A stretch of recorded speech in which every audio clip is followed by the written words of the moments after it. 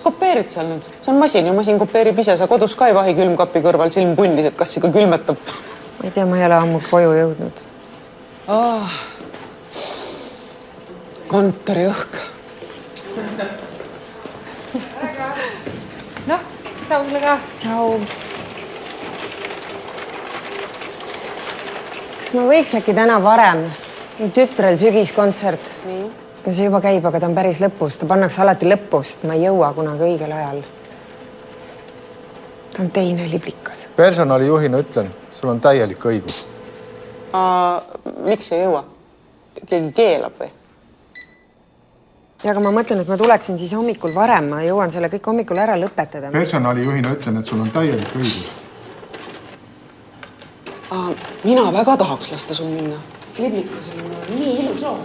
Sigib, poegib, võtab londi mett täis. Ime ilus.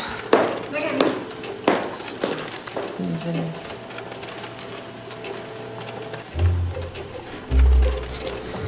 Minust ka keegi kunagi aru saaks. Kui mina luban sinul varem ära minna. Siin olen mina. Siin on hunnik tühja maad. Need on su kolleegid. Tšau. Ja see siin oled sina. Näed nüüd ise. Tahtsin lasta sul minna. Väga tahtsin. Kuidagi ei taha. Seadust ei ole selle kohta või? Ei ole seadusest sükest asja, et töötaja võib iga jumala nädal minna teist liblikat vaatama. No, kuule, pole midagi. Tulevad lapsel teised peod ja gümnaasiumi lõpetamine ja pulmad ja midagi veel kindlasti. Eks sinna siis jõuad. Ega töö ei ole nii kui liblikas. Et üks päev ja ongi kõik, eks. Töö on töö. Töö on töö. Hoia seda. Vist leidsin sellise seaduse.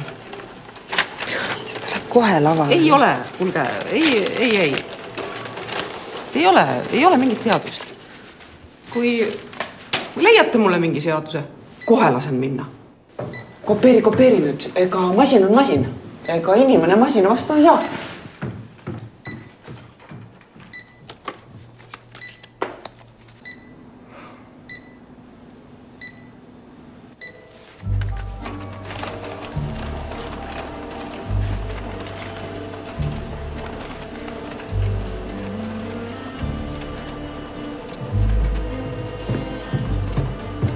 Head töötuju siis.